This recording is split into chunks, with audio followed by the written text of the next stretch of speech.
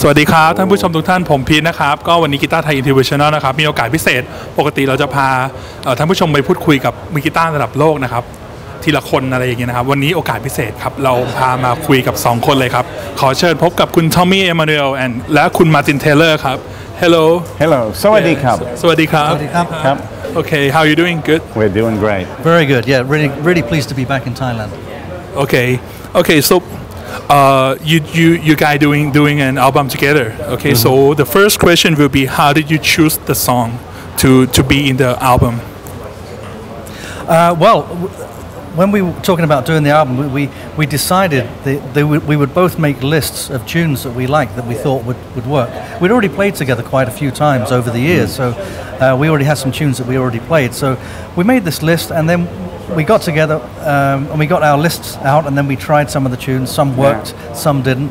The ones that didn't work, we started to eliminate that and it kind of worked out that way. Yeah, and then some of the other songs like Won't Last a Day Without You, the very first song in the album, that was a kind of pop song, you know, and Martin and I wanted to change the chords and change how it sounded but still play the melody and he came up with so many good ideas like after the verse going to the minor chord and things like that. Yeah, well actually with that one we were at my house kind of running through that and I just had an idea, so this would be a good tune to do and we started to play it the same way the Carpenters did, the same tempo. I said yeah it's a great tune but it wasn't really happening. We dropped it and we actually took it off the list and then the next day we went back and I said let's try it like this and we just changed the tempo and we changed some chords and then we reharmonized it and it worked.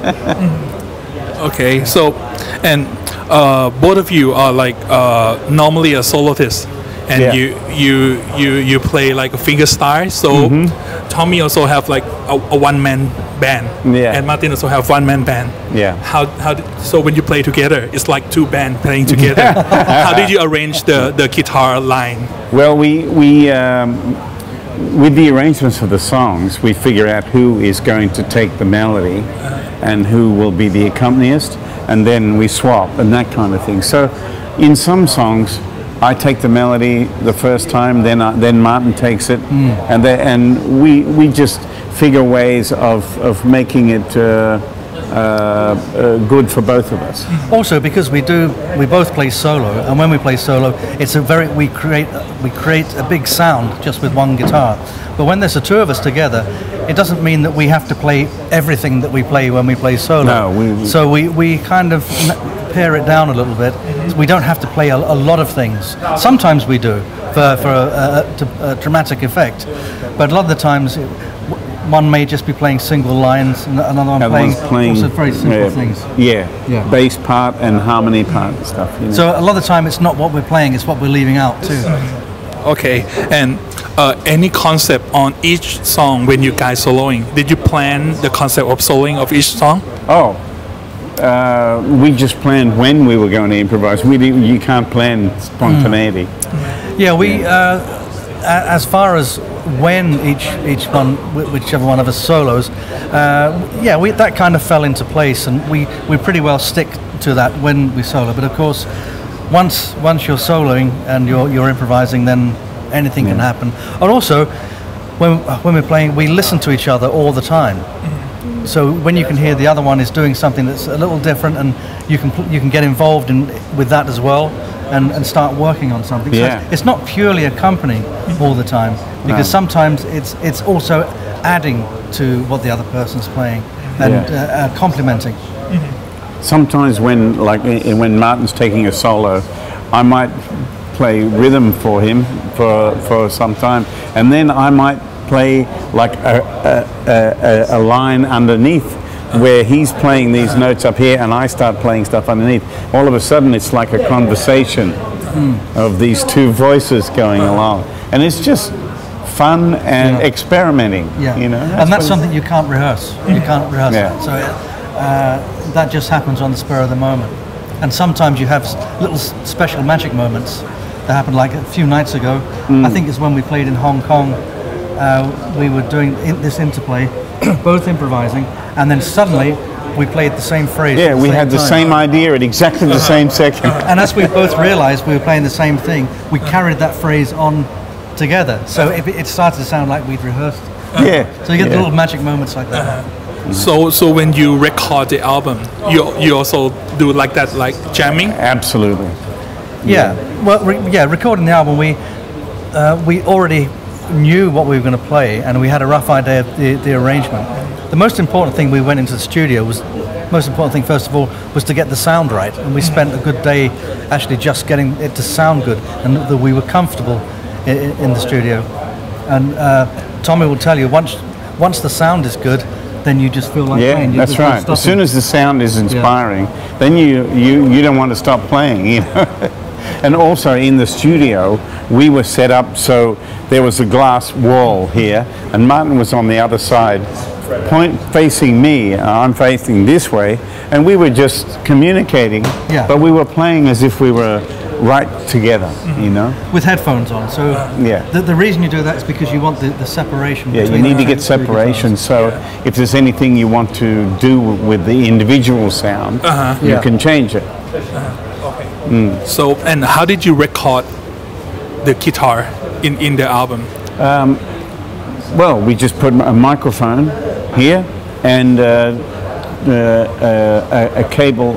We plugged in the guitar, but we used the microphone, and just very simple. Just that's it. Yeah. Just I don't know how you just had one microphone. Yeah. Yeah. I just had one stereo microphone in front of me, and plugged my guitar in, and with the separation as well, that makes it very easy for the sound engineer that you can change whatever you need to change with the sound. And how did you put the guitar in the album? How did you place it and mix it? Well, we had a great engineer and producer, Kim Person, who did all that. You know, we came in, played, and said, okay, that's fine, and then we had to go back on tour. She did all of that. But she's so good. She knows what's right and what's wrong. Yeah, what she did, she did a first mix, and then she she sent that to us to have a look at, have a listen to, and then it sounded great straight away. But there were just a few changes that I wanted on a couple of tracks. I just wanted a little more reverb. There was a couple of things with balance here and there. But that was kind of. Yeah. I mean, she's so good. She's so good, and then that's just fine detail. It is. Yeah. When it's recorded properly, and we can hear each other, our dynamics. You don't need to go me louder, him louder, me softer, him softer. We do that just in our playing. So once we get the sound we like, then just let us go. It's very easy for the engineer. Okay, so what kind of guitar do you use in the album? Well, I used the guitar that I'm playing here, in fact the very same one, which is made by Peerless in South Korea, and I designed the guitar. It's called a Martin Taylor Maestro, and I've designed 4 models of guitars for them. So this is my kind of top model. Oh, it's beautiful. It's a jazz guitar, so it has. It's not a flat top.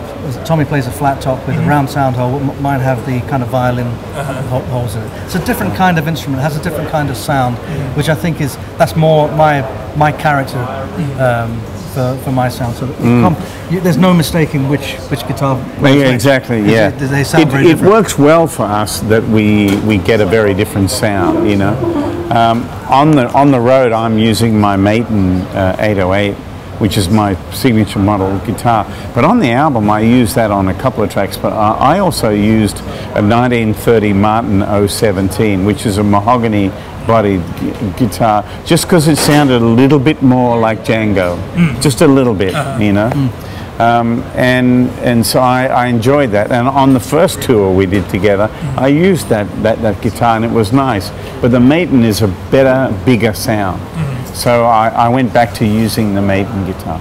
Okay, so when you play live, so you use that guitar that you play in the album, right? Yeah, the one in that photo right there. Okay, and how and what about the setup? The amp, what did you use? I use an amp. Martin doesn't use the amp normally. I use a preamp. I have a very small preamp with a valve, a tube in it, and another small box, and I use a microphone. So that microphone go through the preamp. My guitar and the microphone go through the preamp, and there's two preamps. One preamp, then a second preamp with a valve in it, and then one line goes out to the desk, to the front of house. So I don't actually have an amp combination amp. I use two signals. I use the AER Pocket Tools colorizer, and I use the AER amplifier, Compact 60, and that's it. Simple. Okay, and as I just watched your show before the interview, both of your guitar have no volume knob. No. And you don't use the volume pedal. No. Yes. How do you control the volume when you know? With the hands. Yeah, with our hands. I always say my guitar has no brakes. No brakes. Yeah. Mine has no gears. No, we don't. Actually, my guitar does have a volume. You can't see it. It's underneath. But there's no need reason to use it. You know? Because we get all the dynamics ourselves from our hands. Okay. Yeah. Okay. So that's very important. Yeah. Right. Well, it's very important that I'm louder than him. That's what's important. Which doesn't happen often. Okay. So maybe the last question. Any song you would like to recommend that guitarists should transcribe and study from the album? I think Won't Last a Day would be a good one to learn for guitar players. Yeah, I think so. The first song on the album. Yeah, that would be good. There's also one of my compositions on there called True, which is already transcribed for solo guitar. We adapted it, and it's a very good tune to learn for solo fingerstyle guitar. Although we don't have a transcription of our version. No good for me. I can't read. Okay. So thank you very much for your time. ขอบคุณครับ Okay, nice to see you here in Bangkok, Thailand so again. good to be here as always. Thank you. ขอบคุณครับ ครับผมก็ต้องขอบคุณปาดมิวสิกนะครับ Overdrive แล้วก็ Hitman Jazz นะครับสำหรับโอกาสดีๆนะครับแล้วก็ต้องขอบคุณMellow Yellow นะครับสำหรับสถานที่ที่ให้พวกเราได้พาท่านผู้ชมทุกท่านมาพูดคุยกับคุณมาร์ตินเทเลอร์และคุณทอมมี่ Emmanuel นะครับก็ผมพีทลาไปก่อนนะครับแล้วเดี๋ยวมารอดูกันว่ากีตาร์ไทย Interview Channel เทปหน้าจะพาเพื่อนๆไปคุยกับใครนะครับวันนี้ลาไปก่อนครับสวัสดีครับ